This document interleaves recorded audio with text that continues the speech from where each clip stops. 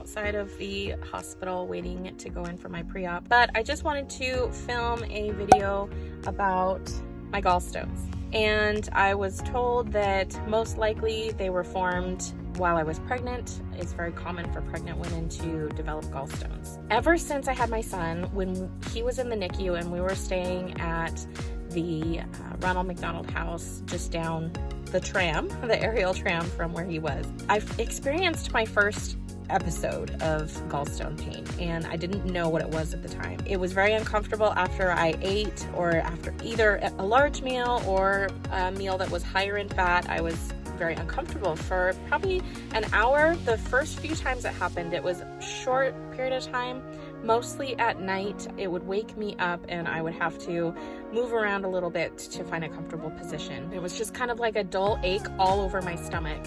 And after it happened a couple of times, I called my doctor who delivered my son.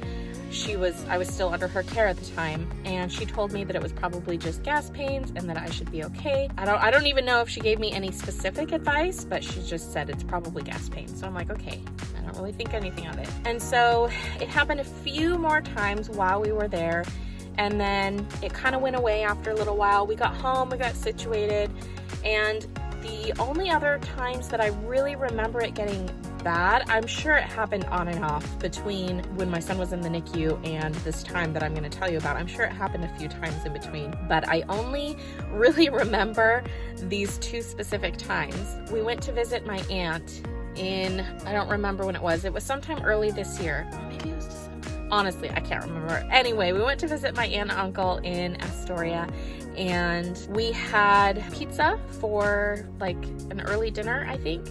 And that night, I woke up at midnight with the worst pain that I have felt through that experience. And it was so bad, I almost woke my husband up and wanted to go to the hospital. I just could not bear this pain.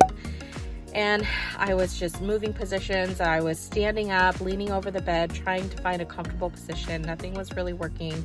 And it lasted probably until noon the next day. And I know, 12 hours of agony, probably not a good choice. I should have probably gone to the hospital right then, but I really didn't want to. I don't know why. I probably just should have gone, but I didn't. Anyway, 12 hours of just intense, excruciating pain. Finally, it went away at about noon the next day.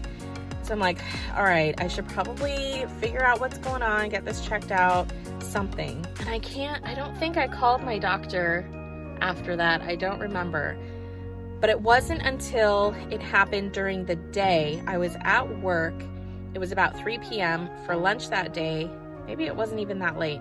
For lunch that day, I had a Reuben sandwich. So that's pastrami with the Thousand Island dressing and all that good, the sauerkraut. It's so good. It's one of my favorite sandwiches, although I can't eat it right now. So I had one of those for lunch, and I went to work after that, and I was fine for a little while, and then my stomach just started to kind of feel a little off, and I'm like, well, I mean, it's not a bad pain, so I'm all right. So I kept working, and then it started to kind of get a little bit more intense.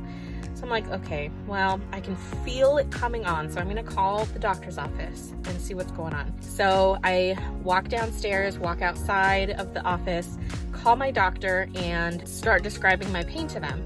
And as I'm on the phone, it just keeps getting worse and worse and worse. And so I set up an appointment to go and see them the next day. That's as soon as they could get me in. So after I hung up the phone with them, I called my husband and I asked him to come and pick me up from work because I was starting to get really bad pains and I just couldn't focus on anything. So he comes by, he picks me up, we're in the car, we're driving back home, and the pain is getting so intense that I'm literally like holding on to the oh shit handle. That's what we call it.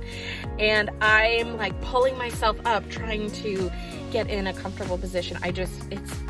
This pain is worse. It was far worse than the pain that I felt at my aunt and uncle's house. It was excruciating. It was worse than labor contractions, and those were painful. We were just going to head straight to the emergency room, but we were already on our way home, and we had to grab something out of the fridge. So I'm like, okay, just go home, get it out of the fridge, whatever, get what we need, and then we'll just go straight to the ER. As my husband pulls into our cul-de-sac and he pulls into our driveway, the car goes up over the curb a little bit, and I kind of jolted a little, and the pain instantly disappeared. I kid you not. I don't know what it was. I don't know if I had a gallstone that was blocking the duct and then going over that bump somehow dislodged it, or what. I don't know, but all I can tell you is I felt perfectly fine after that, and I haven't had an episode since. And yes, I have been very naughty, and I've been eating some high-fat foods, so I don't know. I feel like I'm okay now. However, I decided not to go to the ER that day, but I did still go to my doctor's appointment the next day.